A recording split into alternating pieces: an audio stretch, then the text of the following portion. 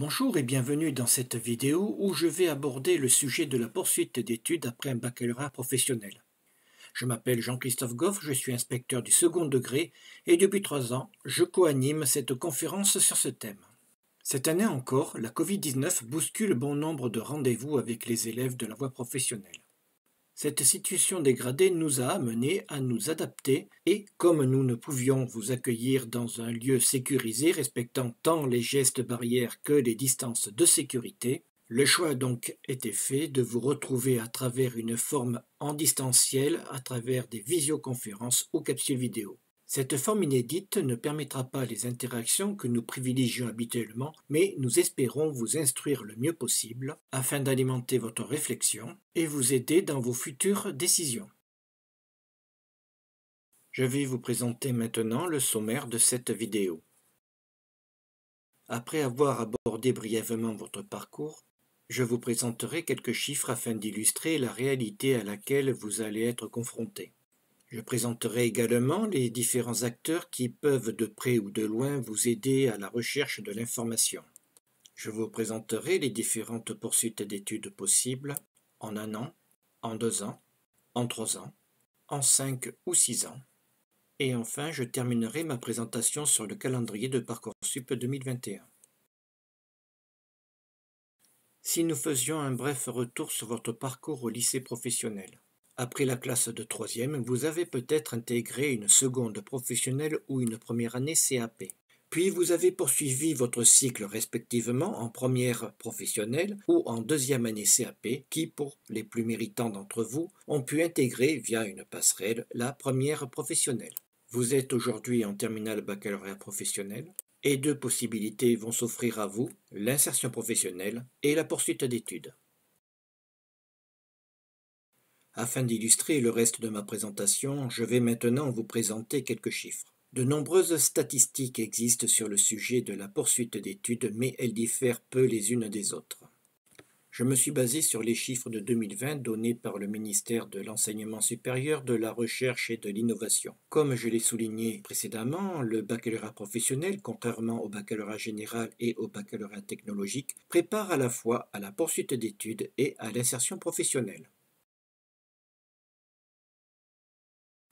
Après un baccalauréat professionnel, l'orientation la plus courante reste le BTS, ou brevet de technicien supérieur. En effet, 34% des bacheliers professionnels y sont inscrits en septembre, suivant leur diplôme, dont un tiers en apprentissage.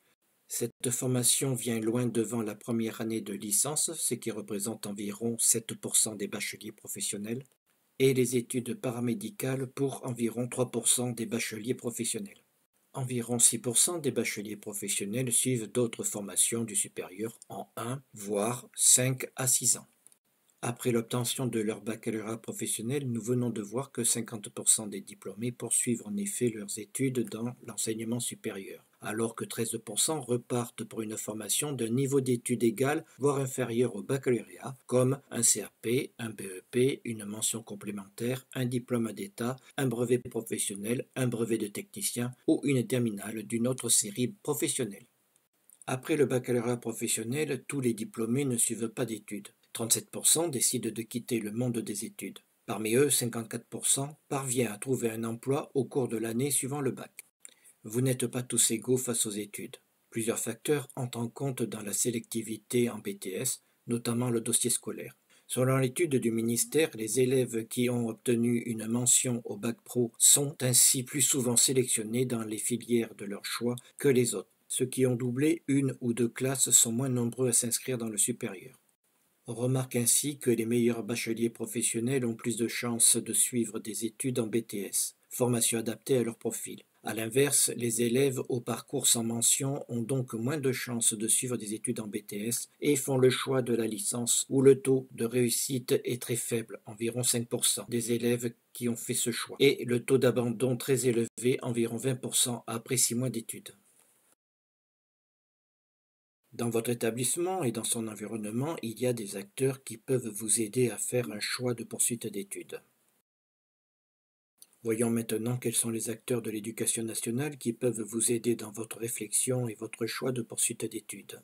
Naturellement, tout d'abord, le ou la chef d'établissement et son adjoint.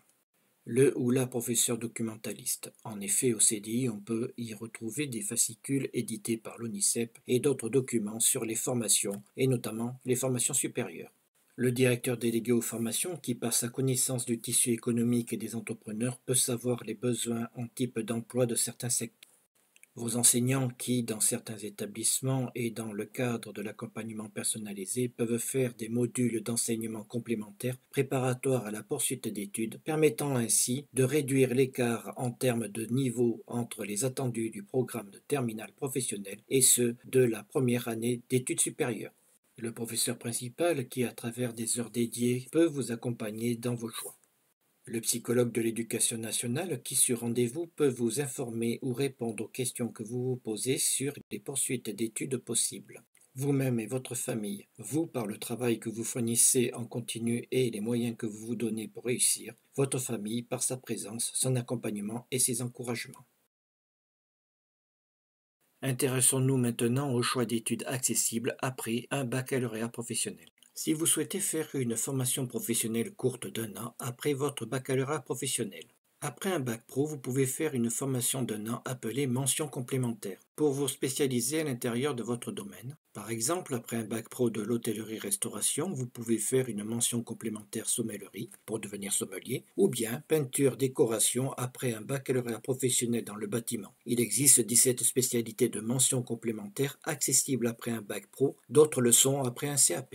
La mention complémentaire est un diplôme d'État qui se prépare dans un lycée professionnel ou en apprentissage dans un CFA. La mention complémentaire donne en effet une qualification professionnelle très utile sur le marché du travail. Elle est exigée pour certains postes, par exemple pour être mécanicien chargé de la maintenance d'avions de ligne. Il faut la mention complémentaire aéronautique pour obtenir la licence européenne qui seule permet de signer l'autorisation de remise en service.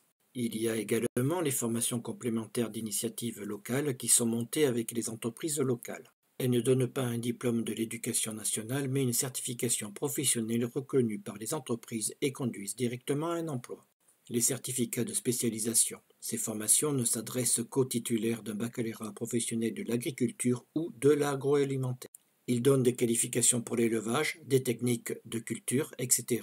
On les prépare en lycée agricole, en CFA ou en école privée, souvent en apprentissage. Les mentions complémentaires, les formations complémentaires d'initiatives locales, les certificats de spécialisation permettent de vous spécialiser à l'intérieur de votre domaine. Ces formations courtes sont adaptées aux jeunes passionnés par la spécialité proposée, qui ont déjà une idée du métier qu'ils veulent faire et veulent rapidement travailler. Vous pouvez également faire une poursuite d'études en 2 ans.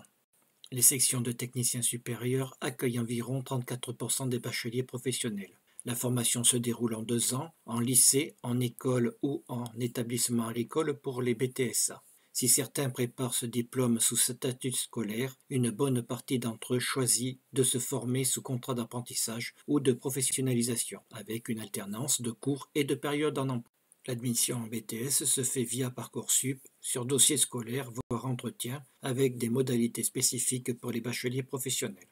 Un accès en BTS est facilité par les bacheliers professionnels dont le profil aura été jugé bon par le conseil de classe de terminale. C'est le lycée d'origine de l'élève qui prend la décision. Les lycéens qui ont eu leur baccalauréat professionnel avec mention bien ou très bien sont théoriquement admis de droit en BTS du même domaine de formation que celui de baccalauréat professionnel. Sélectifs, les instituts universitaires de technologie comptent peu de bacheliers professionnels dans leurs effectifs en première année.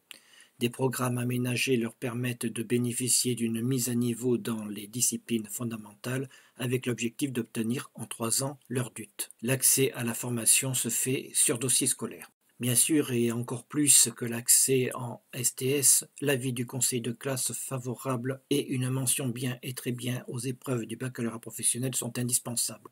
Certains bacheliers professionnels peuvent opter pour une école d'art qui délivre un titre spécifique en 2 ou 3 ans ou qui prépare au diplôme national des métiers d'art et du design. Axé sur épreuves et entretien de motivation dans le premier cas, sur dossier scolaire et artistique dans le second cas. Intéressons-nous maintenant aux poursuites d'études en 3 ans. Environ 5% de bacheliers professionnels s'inscrivent en licence, qui donne accès au master, c'est-à-dire à Bac+5. Les études universitaires sont très théoriques et éloignées de la formation reçue en lycée professionnel, ce qui peut mettre en difficulté ces étudiants. Pour augmenter les chances de réussite des bacheliers professionnels, certaines universités proposent des mises à niveau ou un aménagement du cursus en 4 ans. Vous pouvez également faire des études longues en 5 voire 6 ans. Nous venons de voir que la réussite en licence donne accès au master, soit un niveau d'études Bac+5. Quelques classes préparatoires aux grandes écoles accueillent les bacheliers professionnels pour 3 ans. L'objectif est de préparer au concours des grandes écoles en 3 au lieu de 2 ans. 4 classes préparatoires scientifiques, technologie et sciences industrielles à Chambéry, Montsolimine, Nîmes et Le Mans sont destinées aux bacheliers professionnels. Des sections industrielles présentant un bon dossier les accueillent en vue d'une admission aux écoles d'ingénieurs. 3 prépas économiques et commerciales, voies technologiques, situées à Strasbourg, Marseille et Niort, accueillent des bacheliers professionnels en vue d'une admission en école de commerce. Je vous propose quelques petits conseils pratiques pour votre futur métier d'étudiant. Quelles que soient les études que vous vous apprêtez à suivre, devenir étudiant ne s'improvise pas. Dès aujourd'hui, vous pouvez développer des capacités indispensables à votre avenir. Les études supérieures nécessitent une grande capacité de travail. Qu'il soit personnel ou collaboratif, il est essentiel pour réussir. La détermination est la clé de la réussite. Les étudiants qui réussissent sont ceux qui n'ont pas peur d'agir et ceux qui sont déterminés dans leurs projets. La persévérance est un atout. La détermination est le commencement, mais pour réussir, il faut aussi de la persévérance. Aucun succès n'a jamais été accompli sans échec, ainsi il ne faut pas se démoraliser au moindre incident. Un partiel raté, une contrariété, etc. Il ne faut surtout pas baisser les bras. Il faut de l'ambition pour réussir, car reconnaître l'impossible est un excellent moyen de ne pas arriver à ses fins. La motivation est un excellent moteur pour réussir. Suivre une formation par apprentissage, sachant qu'au bout il y a l'emploi, ça stimule. Acquérir l'autonomie est indispensable. L'université est connue pour la liberté qu'elle procure. Oui, mais cette liberté a un prix. C'est à vous et à vous seul d'effectuer toutes vos démarches. C'est à vous d'aller vous renseigner, de vous tenir informé, pour tout le temps. Si vous êtes attiré par la fonction publique, c'est une option à envisager sérieusement. Avec un baccalauréat professionnel, vous pouvez vous présenter à certains concours pour devenir fonctionnaire ou vous pouvez entrer dans l'armée. Avec un baccalauréat professionnel, vous pouvez par exemple passer des concours pour intégrer la fonction publique. Vous pouvez devenir secrétaire administratif de l'Éducation nationale, rédacteur territorial, contrôleur des impôts, gardien de la paix, adjoint administratif de l'Éducation nationale, surveillant pénitentiaire, etc. Bien entendu, avant de passer un concours, cela exige une préparation en amont. On peut aussi trouver un emploi dans la fonction publique sans passer de concours, par exemple en se formant à un métier en apprentissage. L'armée recrute. Avec un baccalauréat professionnel, vous pouvez être recruté comme militaire du rang ou même sous-officier, et cela dans des métiers et spécialités variés. L'avantage est que vous bénéficierez d'une formation de plusieurs mois qui vous donnera une qualification professionnelle. L'emploi est bien sûr garanti. Les spécialités industrielles d'électronique, de maintenance et d'électricité sont particulièrement appréciées. Par exemple, la marine propose un parcours spécial pour 3 baccalauréats professionnels, celui de maintenance des équipements industriels, celui des métiers de l'électricité et de ses environnements connectés, et également celui des systèmes numériques. Sachez également que l'armée de terre, de l'air et la marine recrutent aussi des cuisiniers, des logisticiens ou des secrétaires. J'arrive au bout de mon exposé et comme convenu, je vais aborder brièvement le calendrier de Parcoursup. Le 21 décembre 2020, le site parcoursup.fr s'est ouvert en mode démonstration. Vous avez pu commencer à chercher les informations sur les formations qui vous intéressent. Le 20 janvier 2021, c'est la date de l'inscription et des vœux. Le site parcoursup.fr est ouvert pour vous inscrire et formuler vos vœux. Vous allez pouvoir vous inscrire sur la plateforme, formuler vos différents vœux et remplir les différents éléments de votre dossier. Le 11 mars 2021 sera la date limite pour formuler vos vœux. Vous ne pourrez plus ajouter de nouveaux vœux après cette date, mais il faudra confirmer pour les valider.